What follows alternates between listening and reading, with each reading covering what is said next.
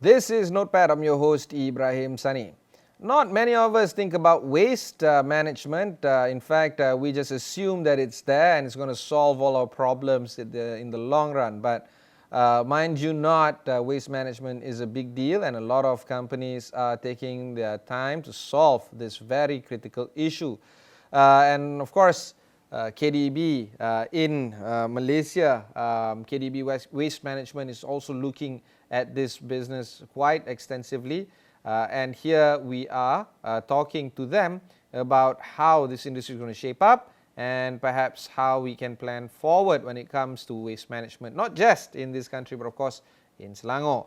So joining us for this evening is Tuan Haji Ramli Mohd Tahir, the Managing Director of KDEB Waste Management.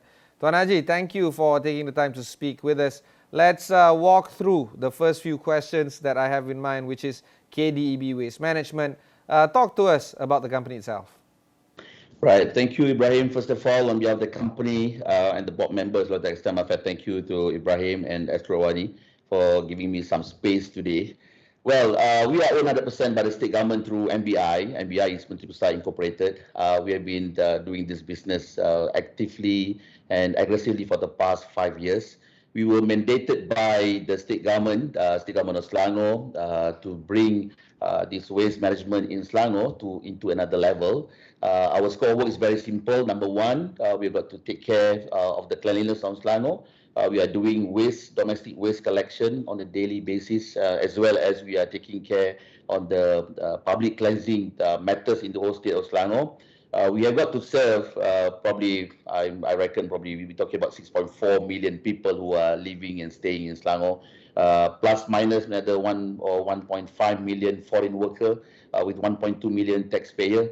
So this is a very huge task because Selangor is the most developed state in the whole country. We are talking about GDP 24%. Waste generated in Selangor itself, we are talking about close to 7,000 tons per day. So our core business is just that we got to make sure whatever waste is being generated on a daily basis by the residents of Selangor, by the people who are working in Selangor, by the foreign workers who as well are based in Selangor, that we got to take care, we collect it, we transport it, we ship it, we dump it into the approved landfill.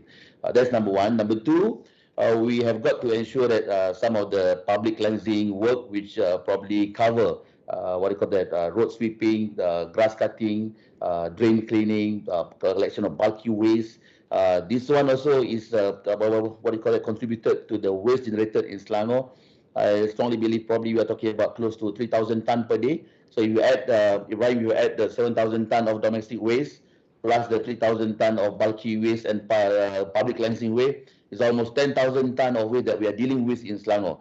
This is, it's not something that we are proud with, but somebody has got to do this dirty job, and I mean, we are very happy to do it on behalf of the state government. Some or rather, we are owned by the state government 100%. So roughly, that's about it. Ibrahim, about the company. KDEB has been the project management company appointed by the state government of Selangor to manage waste. Maybe you can explain a little bit more about this project selection or PMC. Well, apparently previously the waste collection as well as public cleansing were managed by the local council. We have 12 local council in the whole state of Selangor that comprise of three level, which is city status or Majlis Bandaraya. We have got this Majlis Perbandaran, and also we have got this Majlis Daerah. So apparently they were the one who dealing with all this waste management. But then there were when the state looked into a holistic approach on how to solve waste problem in Selangor, a lot of research and study has been carried out, and one of the key findings is that a disparity of service level between one local council and another local council. And what happened is that when you have got 12 different local council, they have appointed a different subcontractor and different standard of operating procedure, different term and condition of the contract with all the subcontractor. And because of the inability of some local council as compared to another local council when it comes to financial strength, when it comes to budget muscle and whatever it is. So they can't standardize the best services that they have got to give to the whole taxpayer in particular. When we look at it, for the past 5 or probably 7 or even 10 years ago, you can see in the whole Selangor, there are probably few hundreds of rubbish truck running around with a different color, with a different size, with a different logo, and probably you will see a different anywhere you go in Selangor, whether it's going to be in PJ, Shah Alam, in Kajang, Kelang, Hulu Selangor, Sabak Panam, Sepang, even Ampang Jaya, or even in other parts of Selangor. So what happened is that the state idea is to bring this waste management at a very in a better services, and they have noticed that they probably have to do a drastic move by appointing a special purpose vehicle that can look into a new model. KDEB is very simple. We are owned 100% by the state government. So when we were assigned to do this waste collection and public cleansing in the whole state of Selangor, so we have drafted a new business model, which we believe, number one, based on the research, based on the number study before, we see there purely a lack of new investment in this industry, in particular in Selangor. So because when you talk about machinery, it is costly. You must ensure that you got the right machine. You must ensure that your machine is worthwhile to be on the road. You must get the latest one that can high capacity in collection, very efficient. So that's why when we brought the idea to the state government and the state agreed for our proposal, so we have made a huge amount of investment for the past 5 years. I can just say the off year probably is almost 300 million, whereby we have purchased 491 brand new compactors or a rubbish truck. We have invested as well for 590 of roll-on, roll-off lorry truck, Roro, for us to enable to collect all the public cleansing waste, the bulky waste, grass cutting and whatsoever. And we have invested also in the CBC, water jetter, road sweeper, and few other assets. And in which, when we have done this, when we giving away our services to all the local council, there are two things that we have proven it. Number one, the numbers of waste being collected is higher than before. That's number one. I mean, if you can do this collection on the, 3 times weekly, 12 times in a month, for resident, for housing, and for 365 days or even 7 days a week collection for ICI. So we have proven it that whatever waste being generated in Selangor, we should be able to collect it in a very efficient way. That's number one. Number two, once you have a good collection system, you should be able to reduce your complaint drastically, because people will not make noise if the waste being collected regularly, Ibrahim. So this is the thing that what we have brought for the past 5 years in Selangor. Our motto is very simple: together we can keep Selangor clean.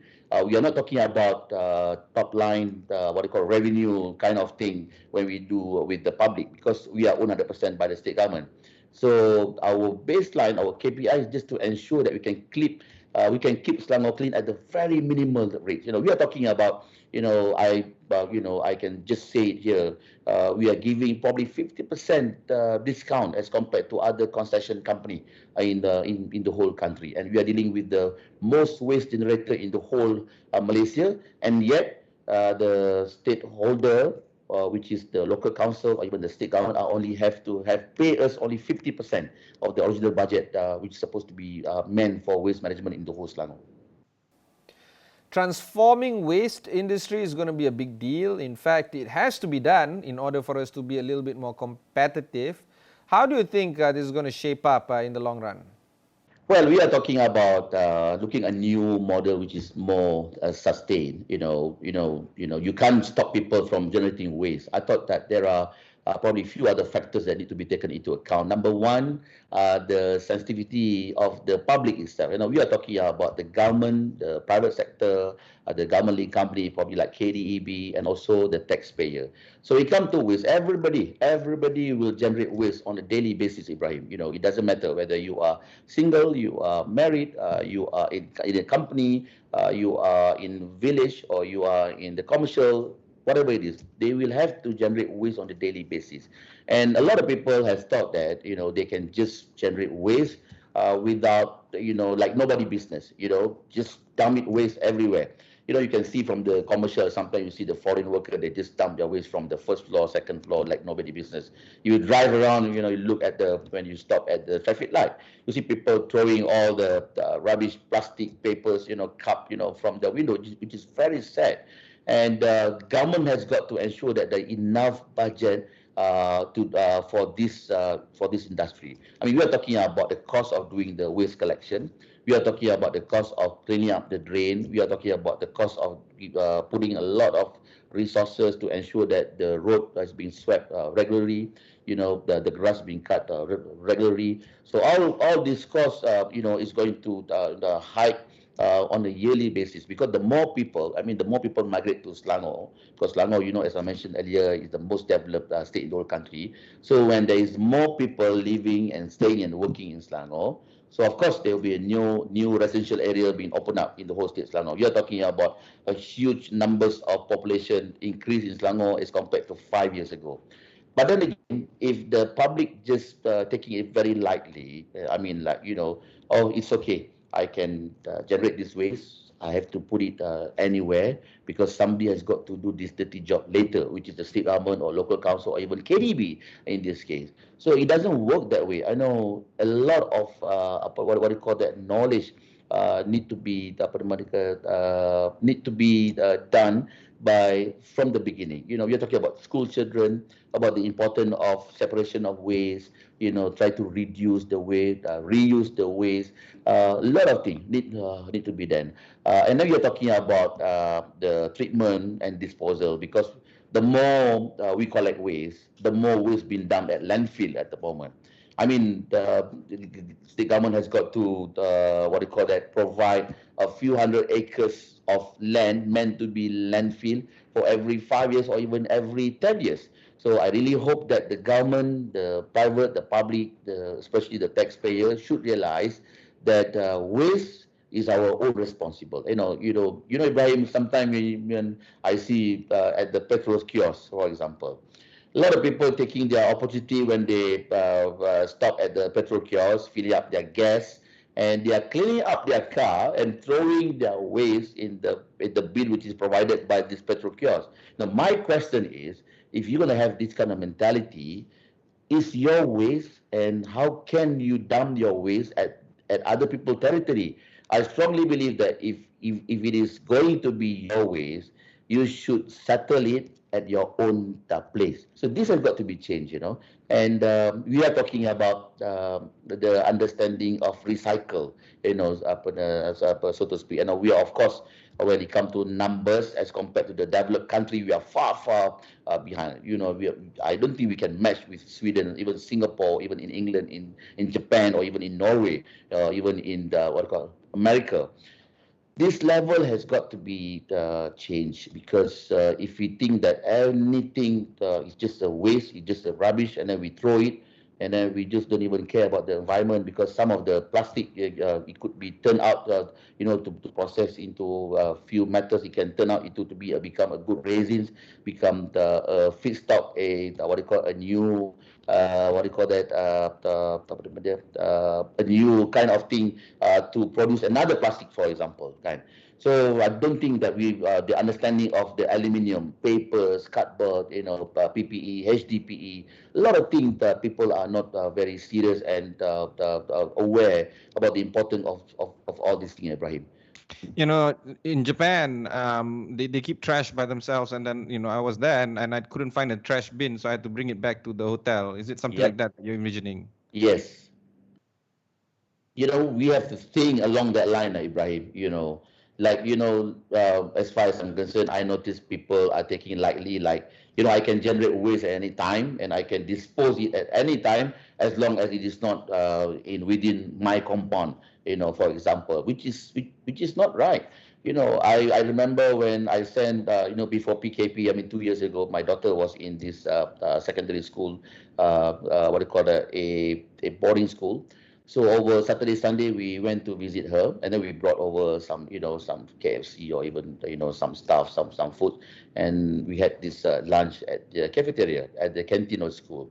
Then suddenly, this one lady I remember, and then she was looking at every parent, and then she was saying, "My name is, so to so, and I'm the principal of this school. Now I'm very happy to see all the parents come here on weekend and see the lovely daughters and having good lunch. But please make sure whatever waste that you collect, whatever boxes that you bring to my school, you bring it back. Please don't dump it in my school."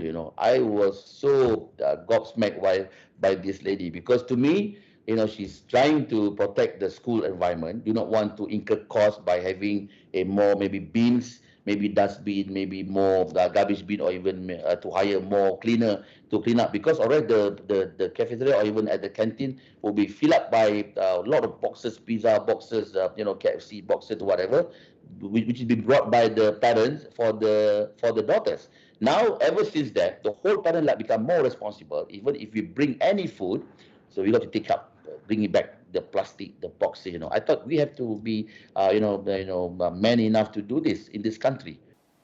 Let's talk about the dilemma between the local councils right now. How can we shape up the conversation on how we can connect all these local councils, different local councils, and make them work towards a single objective? In this line of business, Ibrahim, as I mentioned earlier, that we have taken this task for the past 5 years. We have taken over the whole 12 local council in the whole state of Selangor. The last one we took is Majlis Penerangan Shah Alam. And I thought that by doing this, local council has got more time to concentrate on others, probably on what do you call that, enforcement, for example. Maybe more people being deployed into enforcement of people who run an illegal factory, or running around with and dumping around of illegal waste and other kind of thing. And we are very happy to work with all these 12 local councils to share this responsible when it comes to managing their waste, domestic as well as public cleansing in respective local council. But then again, every year as a taxpayer, responsible taxpayer, we've got to pay our assessment quit rent to the local council, and local council will consolidate this income and put up a proper budget to run for 12 months. So if we are talking about try to save the council's budget, that is why the more waste is being generated in Selangor, or in particular in this council, the more cost that the council has got to come up with. So that is why it's very important.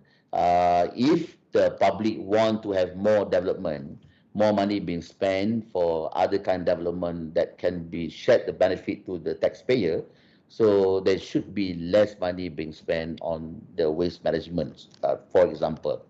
But then again, if there is in what you call tons of waste being generated on a daily basis in Selangor, like I mentioned earlier, here we are talking about 7,000 tons from the residents as well as from the commercial.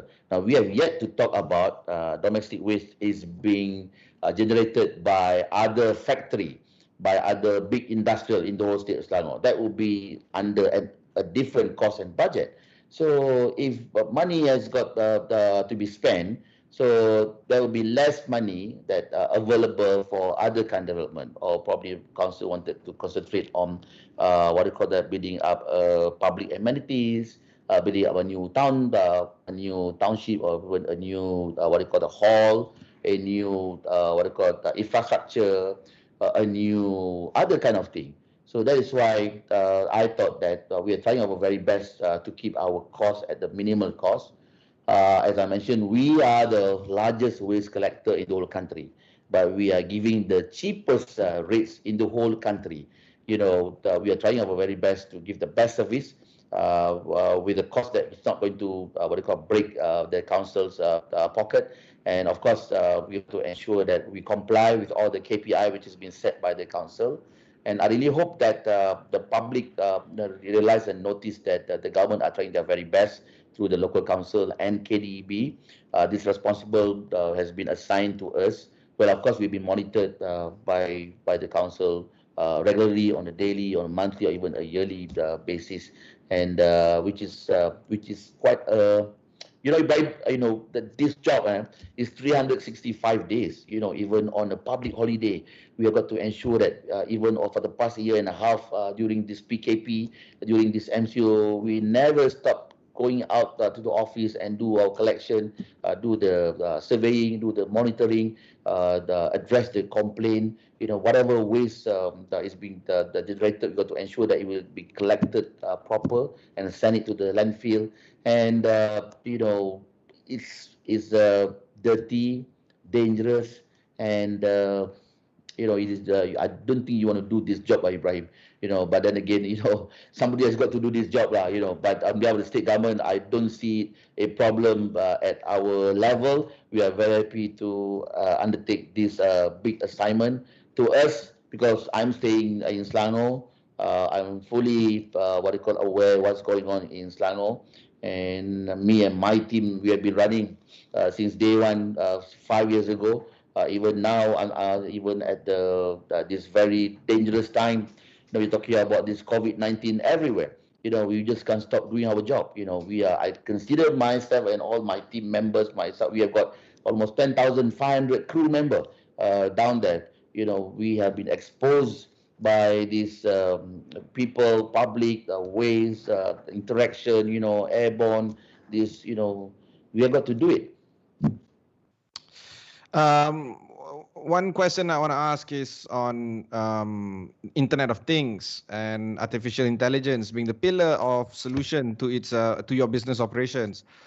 Can you share how this helps KDEB?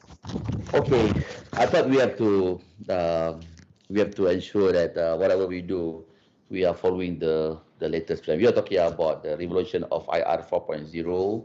When we took over the job, 5 years ago, we have told the state government that we are coming up with the new business model.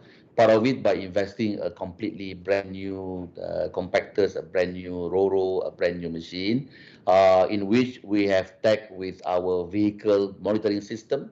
So every single lorry that we have tagged a device that can control and be monitored, 365 days. The reason is very simple, because when we have got our own route for the collection, we know that the lorry will pass through every single lane, every single line which is being assigned to them on a daily basis. In failing which, we can double check at our satellite command center. For example, a complainant complain that waste not being collected at their house today, for example. So we can check their name, their address, and then we go back to our system and database. Which lorry that passing through their house? Is it a real complaint? Is it waste not being collected, or is it being forgotten, or is there any blockage? So we can just check easily. That's number one. The beauty of this vehicle monitoring system. That's number one. Some of the lorry also is being equipped by a live CCTV, in which we can view the whole journey of the truck on a daily basis. This tracker also has saved us a lot of money. Don't be surprised that there are a lot of people are interested in this machine. We have got few cases where robber come and steal our lorry, and at the end of the day, we know where the lorry is heading on, and we have alerted the police, and we managed to get back this lorry. And some of the lorry also, we have installed a weight loader, in which we know there's the size and tonnage that the lorry is carrying out lively. Some of the lorry also, we have installed a real rear camera to ensure that when they reverse, they are not going to hit or knock any cars or any motorcycle at the back. There are some worker also doing the the collection at the back. With this, we have when we install all these things in our lorry, we are in control. We are in control of our assets. We are in control of our daily tonnage. We are in control in our KPI. So it would be much easier for us to deal with any complaint coming from the public. That's number one. Ever since we took over, so we have introduced a kind of complaint we are using this technology. We have assembled our satellite command center, whereby a lot of complaint can be addressed and channeled to this center via telephone, via email, via SMS, via WhatsApp, and even via apps. We have introduced an apps, we call it iClean, whereby you don't need to call us if your waste not be collected at your home. What you do, you just need to download this software, this apps, we call it iClean, install it in your Apple phone or even in your Android phone, and then you can just log in. If you see waste is not being collected at any place in Selangor, you just take the photo and send it direct to us. We will pick it up. We will send a team to ensure that there is a real thing happen on the ground, and then we will send somebody to do the remedy to clean up, and then we will revert to you as soon as possible. So these are the things that we have introduced for the past 5 years. And we noticed that we have got all the system with all the new machine, 1,100 machine on the road, 365 days. All the machine is being controlled via VMS through our central command center. We have got our own channel for the public to deliver their complaint and whatsoever. We noticed that we have managed to collect more waste. We managed to control our KPI, and we have managed to reduce a lot of complaint. I'm talking about 12 local council, 6.4 million population, 1.2 million taxpayer. What do you expect?